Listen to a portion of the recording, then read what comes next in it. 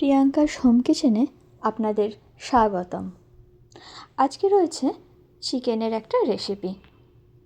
আলুগুলো কেটে ধুয়ে রেখেছি। রয়েছে টমেটো, পেঁয়াজ, আদা, কাঁচা লঙ্কা, রসুন আর দারুচিনি আর দুটো ছোটো এলাচ। আর মাংসটা ধুয়ে তারপর আবার ভালো করে ধুয়ে নিয়েছি, তারপর আবার ভিনিগার দিয়ে ভিজিয়ে রেখেছি। এর মধ্যে কড়াইয়ে তেল গরম করে আলুগুলো দিয়ে দিয়েছি একটু হলুদ আর সামান্য একটু নুন।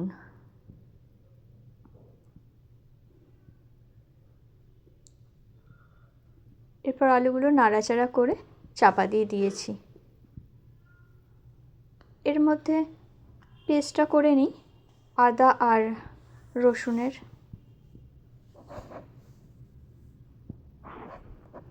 আলুগুলো ততক্ষণে ভাজা হচ্ছে।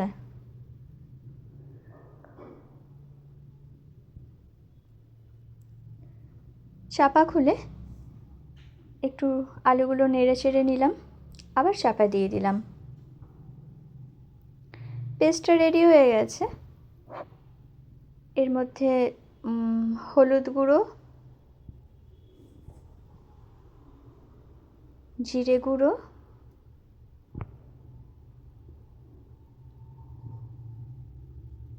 আর একটু গরম মশলার গুঁড়ো দিলাম।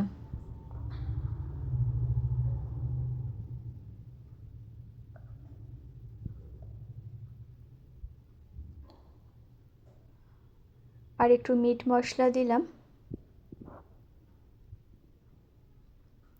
আর একটু চিকেন কারি মশলাও দিয়ে দিয়েছি।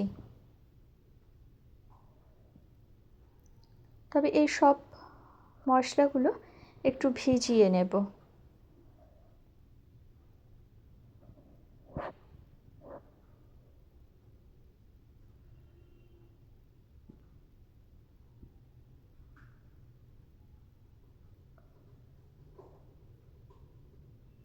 চাপা দিয়ে রেখে দিলাম।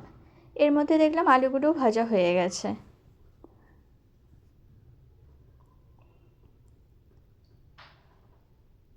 আলুগুলো এরপর তুলে নিলাম।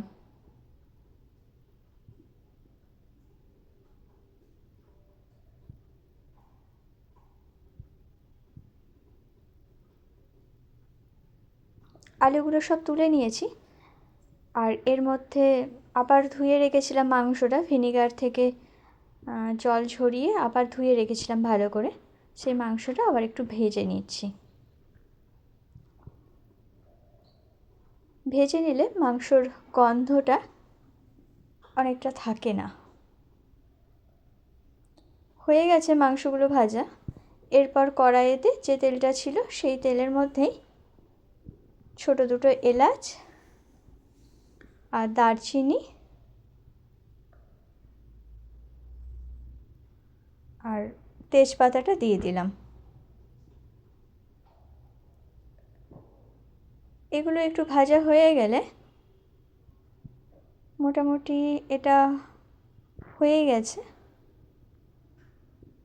এর মধ্যে কেটে রাখা পেঁয়াজগুলোও দিয়ে দিলাম।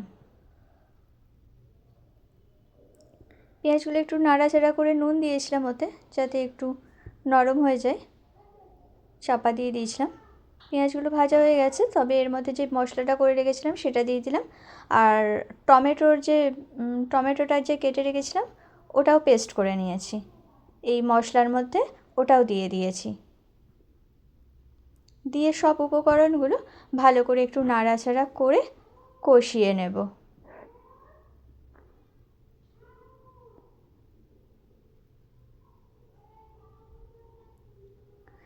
চাপা দিয়ে দিচ্ছি। মশলাটা তেল ছেড়ে দিয়েছে।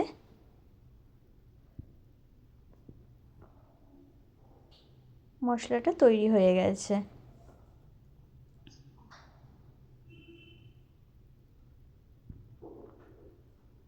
এরপর যে ভেজে রেখেছিলাম মাংসটা আর আলুটা, সেগুলো এর মধ্যে দিয়ে দিলাম।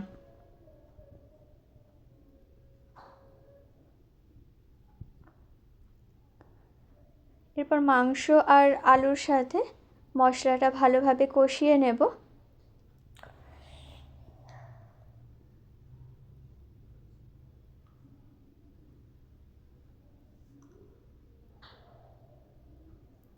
কষানোর জন্য চাপা দিয়ে রেখে দিলাম।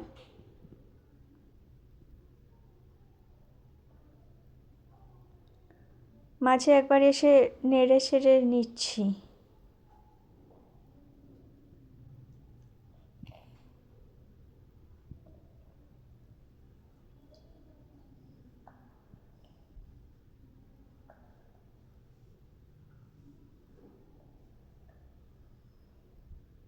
আবারও একবার চাপা দিয়ে দিচ্ছি।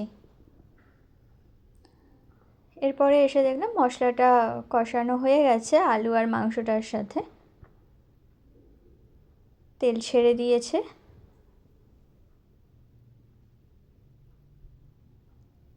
এরপর একটু ভালো করে নাড়াচাড়া করে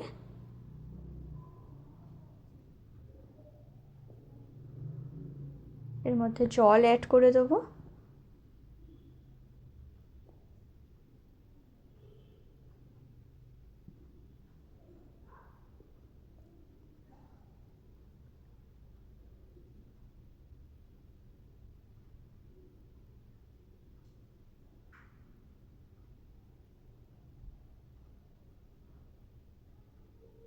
এর মধ্যে যে কেটে রেখেছিলাম কাঁচা লঙ্কাগুলো সেগুলো অ্যাড করে দিলাম।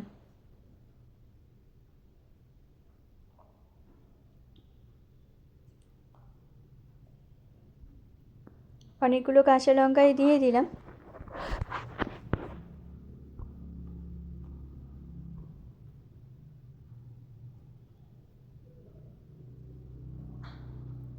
অনেকক্ষণ বাদে ফিরে এলাম আবার। চাপা খুলে দেখব যে আলুগুলো সেদ্ধ হয়ে গেছে কিনা।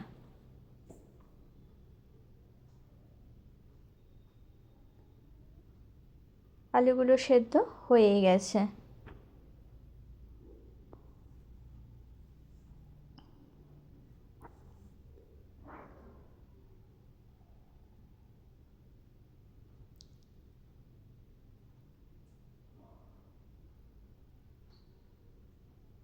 মাংসটাও সেদ্ধ হয়ে গেছে, তবে অনেকগুলো কাঁচা লঙ্কা দেওয়ার জন্য ঝাল হয়ে গেছে।